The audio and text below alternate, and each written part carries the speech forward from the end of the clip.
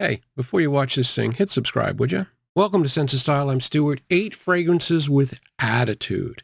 The great thing about attitude, even if it's a bad attitude, is you can't have attitude unless you have confidence. And these are confident, very bold releases. These are not fragrances that were like the 5th or 6th flanker from some popular eau de toilette designed to milk your wallet. No, these were meant as game changers. They were confident, bold releases. These are fragrances with attitude.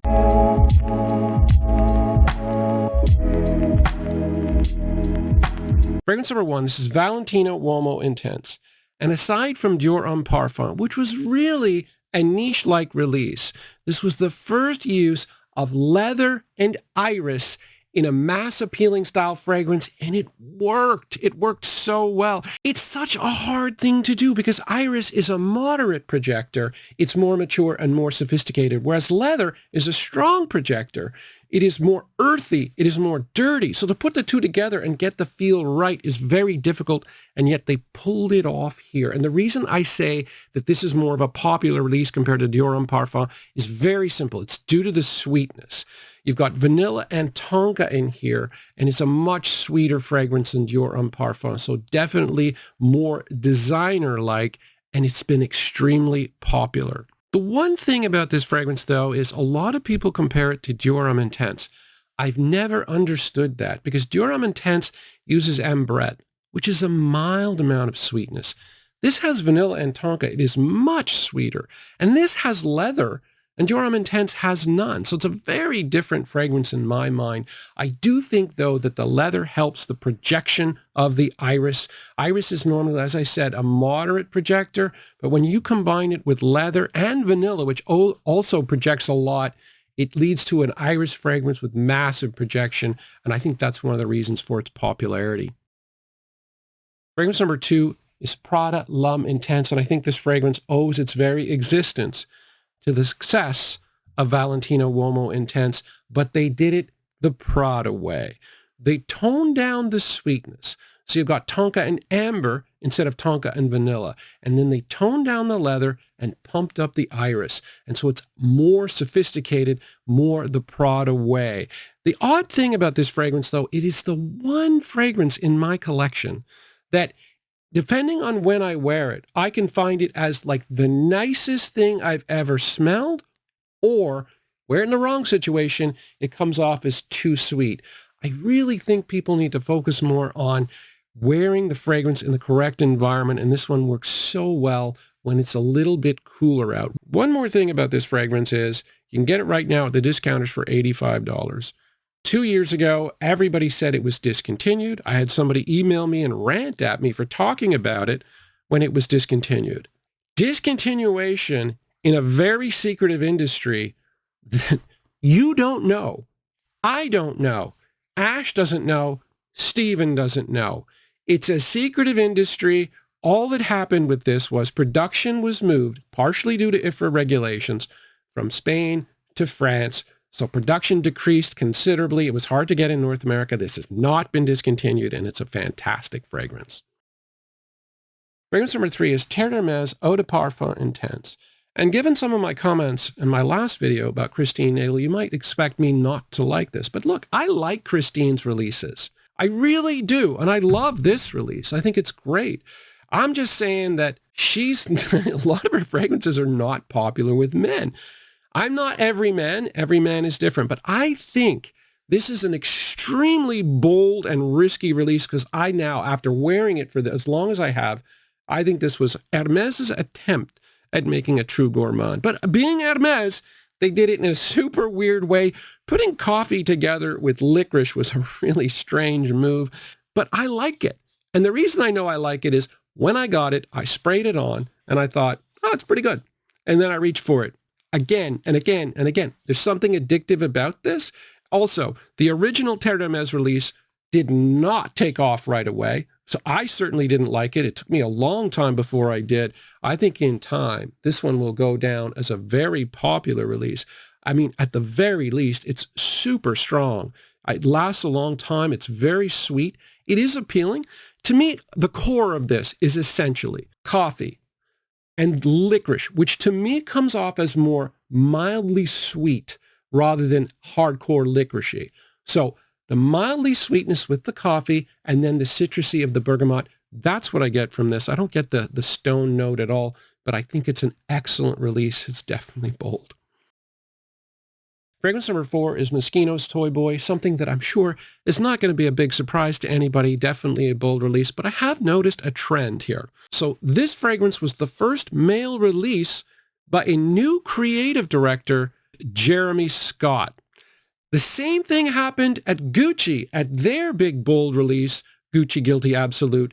It was a new creative director. That time it was Alessandro Michel. And both fragrance releases are super strong and outside the box. Creative directors like to assert themselves when they're doing their first fragrance. You know, they're new and they want to sort of make their stamp on the brand. That's a good time to look for a new bold fragrance. That's exactly what happened here. This one is bold in so many ways. Toy Boy, the name itself, is an LGBTQ term that's used in Britain to describe a partner of yours that's younger. Then you've got the fact that, you know, the ad campaign here, they were all wearing leather. It was definitely a connection to the gay community. But then the fragrance itself is also just like weird and outside the box, like a ton of rose. And then you've got 3 spices, pink pepper, cloves, and nutmeg. You've got a musky base with the cashmere, completely outside the box. But I think a definite bold release, and I think a successful release. I would rather wear this than the 17th Stronger With You flanker that seems to be in vogue right now. Fragrance number 5, Pure Havane by Terre Mugler. I mean, Terre Mugler had attitude. I mean, he was a gay icon. He was a bodybuilder. He was a crazy man. I mean, he got in like a number of motorcycle crashes. He had facial reconstruction surgery. And I mean, look at the house. You know, look at this bottle. It's so different. It's so outside the box. And the very first Amen fragrance came out in 1996, like 20 years before gourmands were in vogue. He did not care. He wanted to do something different. This is one of his greatest creations. Even the perfumer for this fragrance had a serious attitude. His name was Jacques Huclier. He was known as the gourmand overdose guy. He'd made a bunch of the fragrances in this line. And yeah, so the bottle, definitely outside the box. The fragrance itself is as well. So let's start with the tobacco element. It's called Pure Havane. It's meant to smell like Cuban tobacco. Now, the reason they've got a lot of honey or hay even in tobacco fragrances is that apparently if you have really high quality tobacco, it's got a sweet smell to it, often like honey. So what the perfumers do is they add a honey note to the tobacco to recreate that. But this also has vanilla added to it, and cacao and patchouli, which gives it a chocolatey feel. So yeah, this one is definitely a very strong gourmand. It's hard to get now, but you can get fragrances with similar vibes, and I'm just waiting for them to bring this one back because they should. Fragrance number 6 is Pour Louis by Oscar de la Renta, and this one isn't as much about a specific fragrance, although this one is definitely an attitude fragrance. This is more about a very strange time in perfumery. If you look at what was released in the early 80s, this came out in 1980, and this is a super potent leather and aromatic fragrance, very, very masculine. And then in 1981, you had a release of Quorum. Then you had Antaeus and Kouros. In a 2-year span, 4 of the strongest, most potent masculine fragrances in existence. Definitely in that time of attitude. I don't know what was going on culturally or what's going on in the fragrance industry, because if you're looking for a potent masculine fragrance, the early 80s is where it's at. Now, this is a video about fragrances with attitude. This is not a video about great fragrances necessarily. And 7 is the proof of that. This is Joop. Now, this is a fragrance that came out in 1989. It is super sweet. It would actually fit in today's fragrance situation. However, 1989, completely different time. This was truly revolutionary. It took 6 years with Le Male, the original Le Male that came out in 95, before this kind of like super sweet male fragrance was even accepted. But yeah, so super groundbreaking fragrance. Now, to me, it smells like medicine. I really don't like it. There's a lot of sweet notes and what you would expect, like vanilla, honey, tonka. There's also 4 floral notes, including heliotrope, which I think gives this the medicinal vibe, and it's also got a lot of cinnamon. It projects really well, but it's cheap. It's not high quality, but it was definitely a fragrance with attitude, especially for the time.